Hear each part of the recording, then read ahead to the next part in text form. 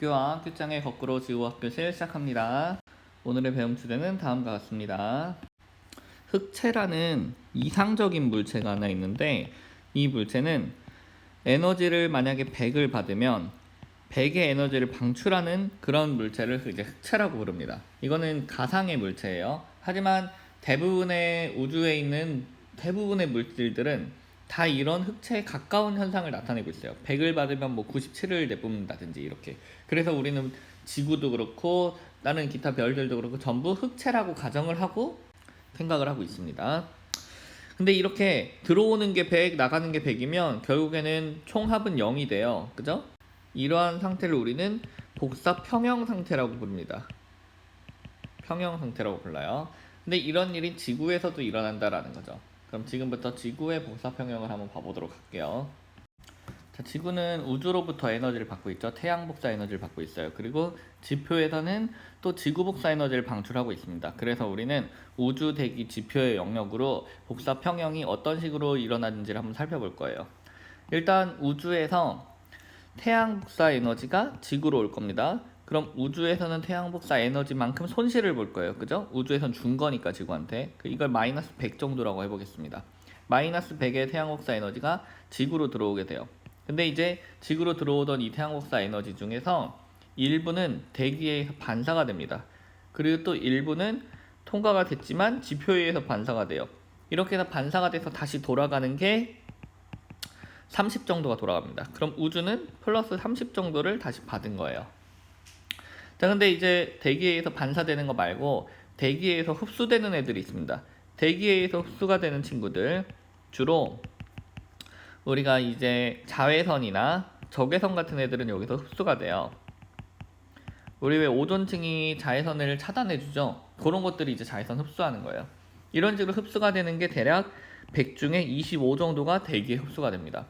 그럼 지금 남아있는 애들 45 정도가 남았죠? 그 45는 어디로 가느냐? 지표로 가는 거예요. 흡수되고도 남은 애들은 지표로 가서 지표에 흡수를 당합니다. 이렇게 흡수당하는 게 어느 정도냐? 45 정도가 흡수를 당하는 거죠. 자, 여기까지가 지금 태양 복사 에너지가 지구로 들어오는 과정이에요. 그러면은 여기까지 한번 정산을 해보면 우주의 입장에서는 총 마이너스 70의 손실을 받고 대기의 입장에서는 총 플러스 25의 이득을 받고 지표의 입장에서는 총 플러스 45의 이득을 봤어요. 이 상태가 태양 복사 에너지의 영역으로 봤을 때예요. 자, 그럼 이제 반대로 지구에서도 지구 복사 에너지를 내뿜는다고 했죠. 자, 마찬가지로 우주랑 대기랑 지표의 영역으로 한번 봐볼게요. 자, 여기선 당연히 출발은 지표에서 해야겠죠. 지표에서 에너지를 내뿜는 거니까. 그래서 지표 부분에서 복사 에너지 형태로 에너지를 내뿜는데 주로 우리는 적외선 복사 에너지를 내뿜고 있습니다. 적외선 복사 에너지를 내뿜는데 몇 정도를 내뿜느냐? 마이너스 104 정도를 잃어버려요. 100이 아니에요. 여기선 104 정도를 잃어버립니다. 근데 문제는 이게 적외선이잖아요. 적외선은 대부분 대기에 흡수를 당해요. 그러니까 여기서 다시 대기에 흡수를 당합니다. 이때 이 적외선을 흡수하는 애들을 우리가 뭐라 부르냐? 온실기체라고 불러요. 그래서 이때 얼마나 흡수당하냐? 무려 100이나 흡수를 당합니다. 100이나 흡수를 당했으면 이제 4가 남았죠? 이 4가 우주로 방출이 돼요. 그래서 우주는 지표로부터 이 복사 에너지를 플러스 4만큼 받게 됩니다. 근데 이제 우리 지구에서는 복사 에너지의 형태 말고 다른 형태의 에너지 방출을 하는 메커니즘이 또 있어요. 그게 대표적인 게 뭐냐면 바로 대류랑 전도예요. 대류랑 전도로 지구에선 또 열을 방출합니다. 이때 마이너스 8 정도를 손실을 봐요. 그러면은 대기의 입장에서는 이 대류와 전도를 이용해서 플러스 8 정도의 이득을 보는 거죠. 또한 우리 태풍의 에너지원이었던 잡열도 지표에서 대기로 에너지를 내뿜는 거예요. 몇 정도냐면 21 정도를 내뿜어요. 그러면은 잡열에 의해서 대기는 플러스 21 정도를 흡수를 하는 거죠. 잡열이 태풍을 만드는 거니까 대기로 간 거예요. 자, 그러면 지금 대기가 매우 많은 에너지를 흡수를 했는데 지금 무려 몇을 흡수했냐면 100에다가 8에다가 21에 이쪽에서 흡수했던 것까지 하면은 총 154의 에너지를 흡수를 했습니다. 근데 대기는 이 154의 에너지를 자기가 보관하지 않고 이걸 또 방출해요. 그래서 이거를 대기 복사의 형태로 방출합니다. 복사의 형태 근데 여기서는 적외선 영역의 복사 에너지로 방출해요. 그래서 어디로 방출하느냐? 양옆으로 다 방출합니다. 무려 마이너스 154를 다 방출해요. 그럼 이때 우주로 날아간 게 몇 정도냐? 대기에서 우주로 이 대기 복사가 날아간 게 플러스 66이에요. 그 다음에 반대로 이제 지표로 간 거. 대기 복사가 지표로 다시 되돌아간 거는 몇이냐? 154에서 66 빼면 플러스 88이에요.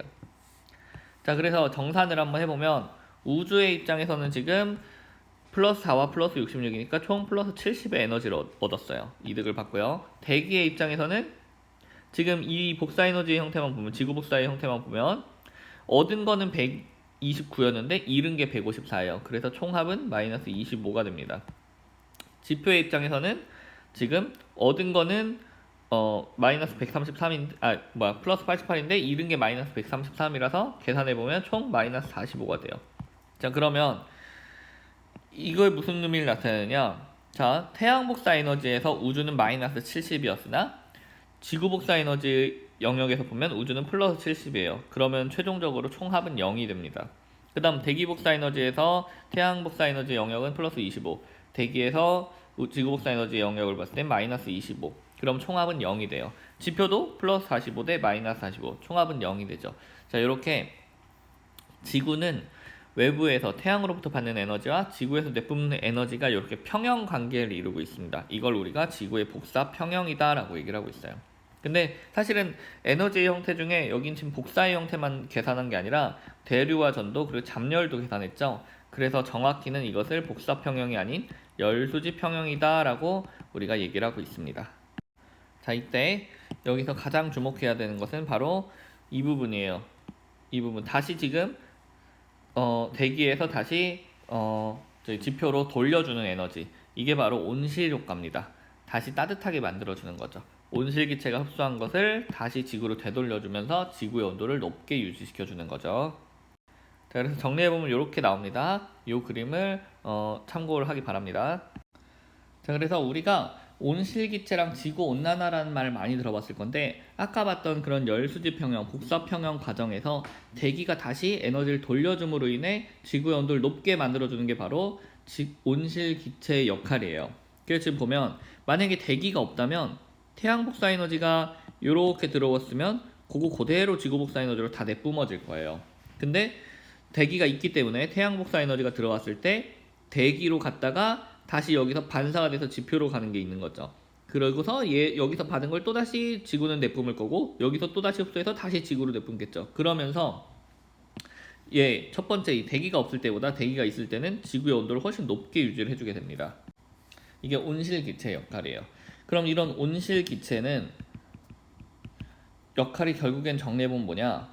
적외선을 흡수하는 것이다. 적외선을 흡수하는 기체가 바로 온실기체들입니다. 대표적인 것들로는 H2O, 수증기가 있고요. CO2, 이산화탄소가 있고요. CH4, 메테인 같은 것들이 대표적으로 온실기체의 역할을 하고 있습니다. 그래서 이 온실기체들로 인해서 나타나는 효과가 무엇이냐? 바로 온실효과, 그린하우스 이펙트라고 하죠. 온실처럼 따뜻하게 만들어준다. 그래서 즉 역할은 지구의 온도를 높여주는 역할이다. 이렇게 볼 수 있겠습니다. 자, 문제는 이런 온실 효과가 너무 심해지면 지구가 온난화가 됩니다. 너무 따뜻해진 거죠. 원래 지구는 온실 효과를 받지만 그 온실 기체들이 너무 많아진 거예요. 과도하게. 왜 과도하게 많아지겠어요? 당연히 과도한 화석 연료의 사용 때문이죠. 과도한 화석 연료의 사용으로 인해서 지구가 이산화탄소를 내뿜게 되고요. 이 이산화탄소가 많아지면 온실 기체가 많아진 거니까 온실 효과가 발생을 하고요. 그로 인해서 지구의 기온이 계속해서 올라가고 있는 현상인 거죠. 그래서 지금 보면은 이산화탄소의 농도고요. 이 세로 가로축은 지금 시간이에요. 시간에 따라 이산화탄소의 농도가 계속 높아지고 있어요. 근데 이때 지구의 평균 온도 그래프를 보면 온도도 계속 높아지는 걸 볼 수가 있습니다. 둘이 비례해요. 그러니까 결국엔 이산화탄소 온실기체가 많아짐으로 인해서 지금 날씨가 점점 따뜻해진다는 걸 보여주고 있죠. 근데 이 그림에서 조금 유의하게 볼 수 있는 것은 이 뾰족뾰족 이렇게 되잖아요. 지금 이산화탄소의 농도가 겨울에는 많고 여름엔 적다는 거예요. 이산화탄소의 농도가 겨울엔 많고 여름엔 적다. 이것은 왜 그럴까요? 두 가지 요인이 있습니다. 첫째로 일단 겨울에 화석연료의 사용이 더 증가해요.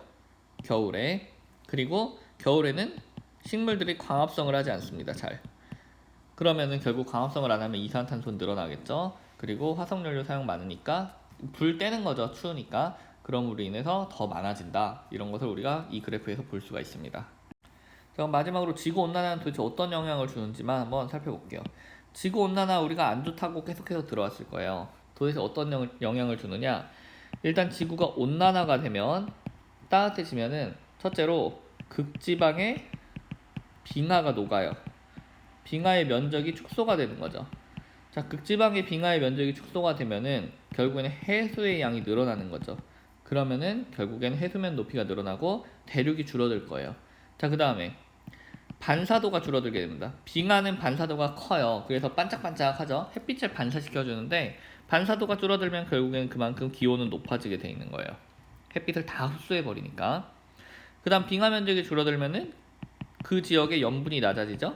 염분이 낮아지면 그 지역의 밀도가 낮아질 거예요. 극지역에서. 그럼 밀도가 낮아지면 어떻게 돼요? 바로 심층순환이 잘 안 일어나게 되죠. 심층순환이 안 일어나면 어떤 영향을 받는지는 지난 시간에 우리가 다 했을 겁니다. 자, 그 다음에 두 번째로 또 어떤 영향을 받느냐. 일단 기본적으로 해수의 온도 자체가 올라가죠. 해수의 온도가 올라가면은 물이 팽창을 합니다. 따뜻한 것들은 대부분 팽창하죠. 분자운동이 활발해지면서. 그래서 해수의 부피가 늘어나는 거예요. 그럼 결국엔 이것은 해수면이 높아지는 현상을 나타내게 됩니다. 그럼 결국 대륙 없어지는 거죠. 그리고 또한 해수의 온도가 올라가면은 이산화탄소의 용해도가 낮아져요. 원래는 해수가 이산화탄소를 녹이고 있는데 이산화탄소 용해도가 낮아짐으로 인해서 대기 중의 이산화탄소는 더욱 증가를 하게 될 것이고 이로 인해서 기온은 더욱더 올라가는 그런 악화 현상을 나타내게 되겠죠. 자, 그래서 어쨌든 우리가 지구가 계속해서 이렇게 온난화가 됨으로 인해서 우리나라도 영향을 받습니다. 우리나라도 이로 인해 어떤 현상이 발생하냐면 여름이 굉장히 길어지고 있어요. 반면에 겨울은 짧아지고 있습니다. 자, 그러니까 우리는 이런 현상을 막기 위해서 화석연료 적당히 쓰고 재생에너지 같은 거 쓰고 그리고 산림 파괴도 덜 하고 뭐 서로 우리 이런 거 쓰지 말자 약속도 하고 그래야겠죠. 자, 그런 것들은 이제 우리 상식의 영역이니까 제가 따로 수업하지는 않겠습니다. 자, 오늘 수업 여기까지 하겠습니다. 수고하셨습니다. 큐바.